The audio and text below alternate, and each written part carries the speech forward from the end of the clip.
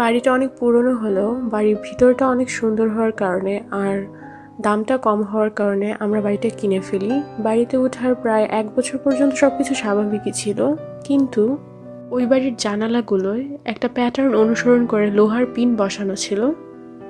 ব্যাপারটা খুব অদ্ভুত লাগলেও আমরা এত বেশি গুরুত্ব দিই নাই তখন। তো 1 বছর পর যখন বাসাটা আবার নতুন করে রং করাবে, তখন জানালার সবগুলো পিন খুলে ফেলা হয়। আসলে ওই দিন রাত থেকে সবগুলো ঘটনার শুরু হয়। ওই দিন রাতে আমি যখন ঘুমাইতেছিলাম, তখন হঠাৎ ঘুমের মধ্যে মনে হয়েছে আমাকে কেউ ডাকতেছে।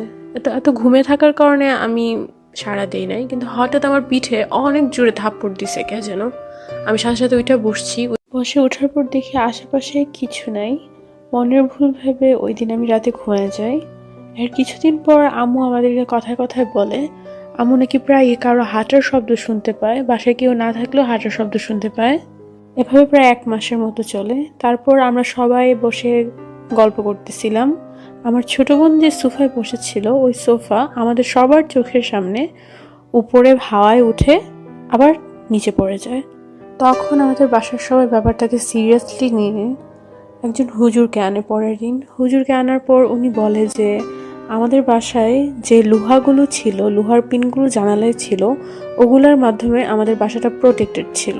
ওগুলা খোলার কারণে আমাদের বাসায় সমস্যা দেখা দিছে। তারপর দোয়া পড়ে পড়ে আগের প্যাটার্ন অনুযায়ী সবগুলো জানালায় এগুলা বসায় দিয়ে যায়। তারপর থেকে আমাদের বাসায় আর কোনো সমস্যা হয় নাই। আমরা এখনো ওই বাসাতেই থাকি।